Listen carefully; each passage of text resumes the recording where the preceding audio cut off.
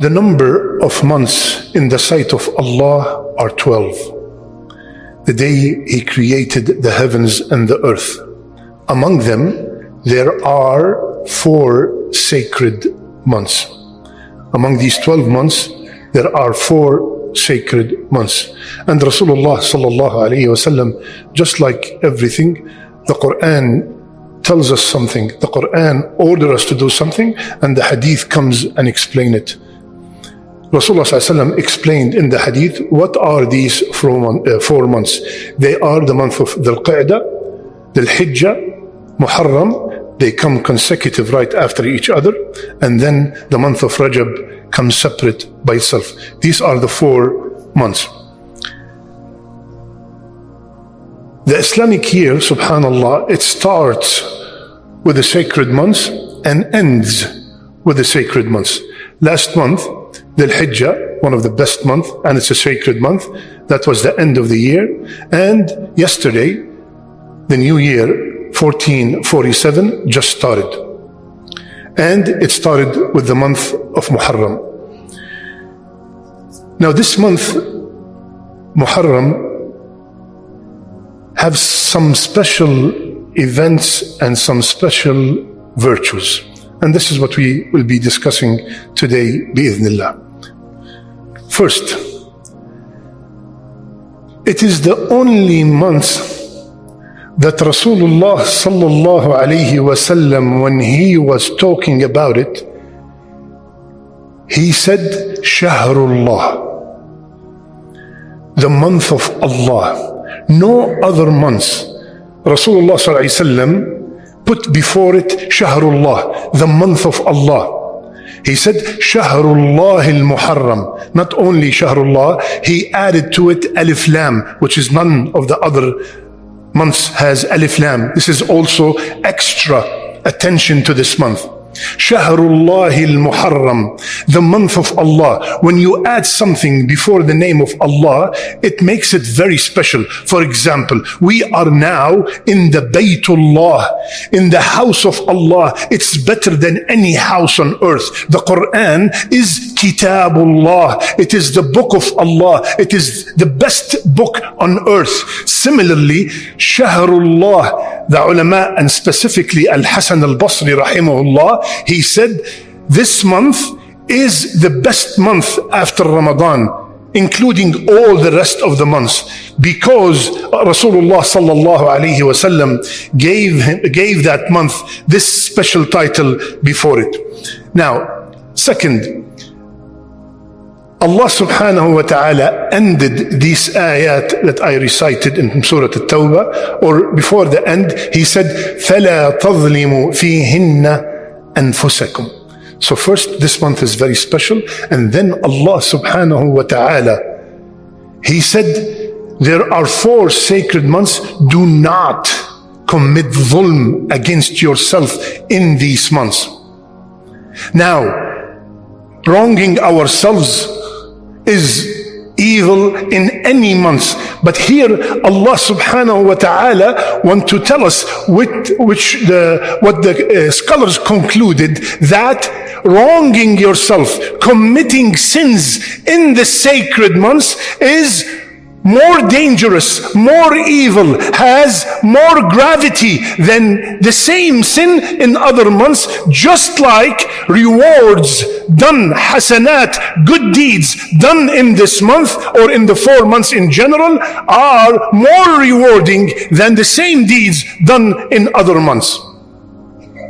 فَلَا تَظْلِمُوا فِيهِنَّ أَنفُسَكُمْ. Do not wrong yourselves in this month. Stay away. Make this month training to stay away from that thing that you're addicted to, whatever that thing is, the sin that you are addicted to.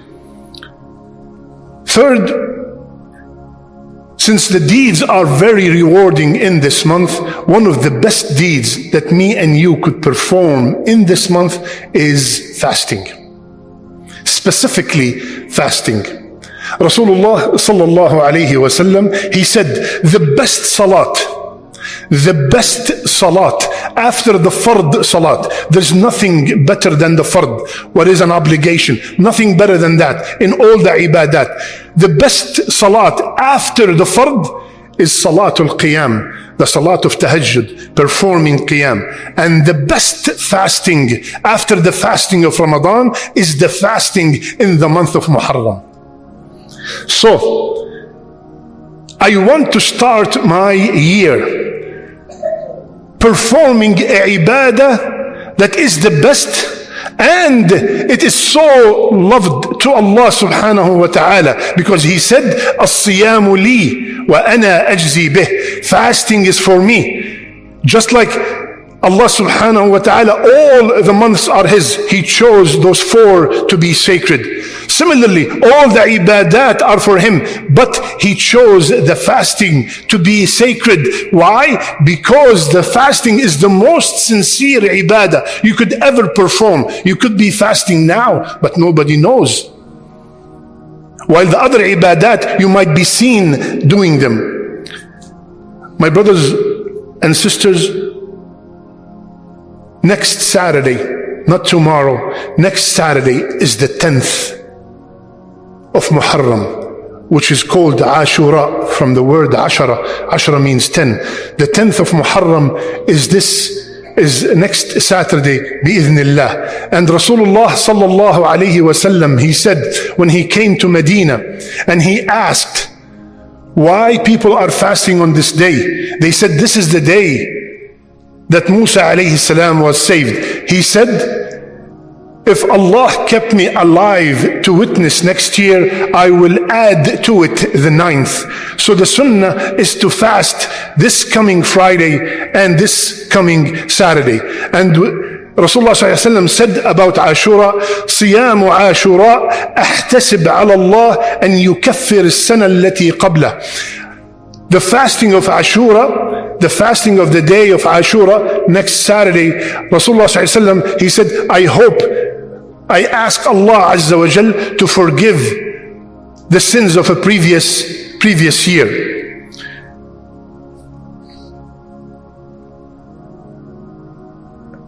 Sheikh, Maghrib is at 8:40.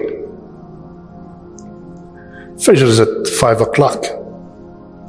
It's 110 degrees. Pick something else. I can't, it's not me. Rasulullah ﷺ, he said the best of fasting, and keep in mind, ya akhwan, al-ajr ala qadr al-mashaqqa. The reward of any amal is proportional to how much suffering you put to performing the amal. I did not move to Texas specifically in these days just to suffer, because it's longer, it is harder. No, I live here and something like this happened, bi'idhnillah, you will be very rewarded. And subhanallah, yesterday, like I said, Muharram started and I started fasting. I'm not telling you so I can boast that I fast. No, I started fasting to see how hot and how tough it is. Wallahi, it was the easiest day of my life. Because when you make the intention to worship Allah Azza wa Jal, the shaitan is gonna come and give you all these whispers, long, hot, this, that, everybody's eating. Put in your heart, I'm going to do it for you, Ya Allah, and you would see the result. Nothing. How many hours? From 5 to 8:30, you're talking about 15 and a half hours. 15 and a half hours of ibadah. Allahu Akbar. May Allah make it easy for us to fast in this month. قولوا قولي هذا واستغفر الله فاستغفروه إنه هو الغفور الرحيم.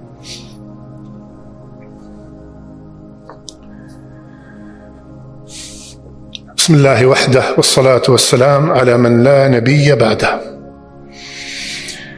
In the month of the Hijjah, we hear a lot about our beloved Ibrahim alayhi salam. This month is the month of Musa alayhi salam. Musa alayhi salam is mentioned in the Quran over 130 times. While our beloved Prophet sallallahu alaihi wasallam, the best of the Anbiya, is mentioned only 4. His story, Musa alayhi salam's story, is all over the Quran. The story of his birth, the story of growing up in the house of Fir'aun, the story of talking to Allah, the story of killing a man by mistake, the story when he was fleeing from his city, the story of meeting with the magicians, and the story when he gathered Bani Israel and fled from Fir'aun. And that incident, the anniversary for it, is next Saturday. This incident, when Allah saved Musa alayhi salam and his people from Fir'aun, took place on the 10th of Muharram. Now, I want you to visualize Musa alayhi salam. He took Bani Israel with him, and they're running away from Fir'aun. Fir'aun, he is behind them with all his army, huge army, and they're running away from him. And they got to a point, the ocean is in front of them, and Fir'aun is behind them. Now what happened? The people of Bani Israel came and told Musa alayhi salam, قالوا أوذينا يا موسى, we were harmed من قبل أن تأتينا ومن بعد ما جئتنا. We were harmed and tortured before you come to us, and now after you came to us. If Fir'aun was abusing us and harming us when we were obeying him, can you imagine what he's going to do to us while we are running away from him? Ya Musa, why did you do this to us? This is the test of Iman. This is a test of Iman that we all go through every once in a while. And the weak ones, they fail. So while they said that, they screamed when they saw Fir'aun, and they said, Inna lamudrakun. They looked in the back, they saw Fir'aun and his army, and they said, we are doomed. But what did the mutawakkil say? What did the man whom his heart is attached to Allah say? Kalla inna ma'iya rabbi sayahdeen. No, we are not doomed. Allah is with me and He will guide me. Allah is with me and He will guide me. He will show me a way out. And I'm going to pause here for a second. For every person who had a loved one in jail, for every person who lost a dear one, for everyone who's suffering from chronic pain, for everyone who lost a job, remember and make it your slogan, Inna ma'iya rabbi sayahdeen. Allah is with me and He will guide me out of this hardship that I'm going through. And He will. What happened when Musa alayhi salam said that statement? Listen, ya akhwan, look at the beauty of the Quran. He said, Kalla inna ma'iya rabbi sayahdeen fa'awhayna. Musa alayhi salam, after he finished that statement, Allah subhanahu wa ta'ala said, fa'awhayna.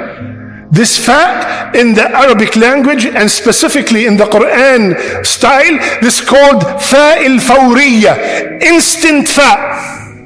Instant fa. Inna ma'iya rabbi sayahdeen, the ayah right after it, fa'awhayna. We immediately, instantly revealed to Musa alayhi salam. Look at the strength of the tawakkul, of depending on Allah Azza wa Jal. The answer comes immediately. فأوحينا إلى موسى أن اضرب بعصاك البحر. Instantly we told Musa alayhi salam, hit the ocean with your stick. Now here, listen to the other lesson. Musa alayhi salam did not say, I have my stick with me, it will save me, just like it saved me with the magicians, just like it saved me, it was a guide for me to use for my animals and for the fruits on the tree. No. This is just a mean. It's just a wasila. The stick doesn't mean anything. Here, what is meant by udrub bi'asak, hit by your stick, it means, ya akhwan, listen carefully, do something. Ya Musa, do something. My brother who's suffering, do something. Do something. Allah could have easily split the ocean. Easily. Kun fayakun. Hit the ocean with your stick. Ya Maryam, huzzi. Shake the tree. Allah could have made the dates fall without any effort. He could have made her stomach full. Shake the tree. Do something. We all know that a woman, her weakest status is when she's delivering a baby. If me and 20 men, we go to a trunk of a palm tree and we start shaking till the day of judgment, nothing will happen. How about a weak woman delivering a baby? Do something. Do something. Stop complaining. Stop saying they fail, so I'm going to fail. Do something. You can make it. You can do it. Do something. You know, and when you finish, you could Google it. One of the most famous, I'm not going to mention it, so I will not be promoting them. One of the most famous vacuum cleaners. Just write most famous vacuum cleaner, maybe after I'll tell you the name, and right next to it, how many prototypes, how many times the inventor of this vacuum tried before he made it. Some of us 10, 20, 50, 100. 5,127 times. 5,127 times. He kept on failing over 5,000 times, but he never gave up. Do something. Do something. So, Imam al-Tabari, rahimahullah, he said, the ocean split into 12 like roads, and every side of the water catowed like a mountain. Now, what comes to your mind when you are crossing a road that both sides are mountains of water? You would think this is the most wet land on earth, right? Subhanaka Rabbi. Allah subhanahu wa ta'ala, He said, we made that road yabasa, completely dry. Completely dry. Just like me and you walking on this carpet, completely dry. This was the road that Musa took, and when he finished with his people, it fell and covered and drowned Pharaoh and his followers. So my brothers and sisters,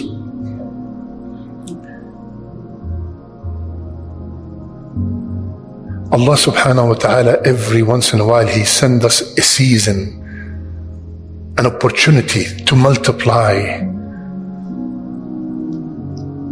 our good deeds and to train ourselves to stay away from the evil deeds. So this is a great opportunity to do as much as we can. You know, with respect to the fasting, listen to this, subhanAllah. Thursday, this coming Thursday, is the 8th. It's Sunnah to fast. 9th, like we said, Rasulullah said he's going to fast the 9th. 9th, Sunnah to fast. 10th is Ashura. Sunday, the 11th, the ulama said to perfect Ashura, fast one day before it and one day after it. So it's the day after Ashura. Monday is the Sunnah fast. Tuesday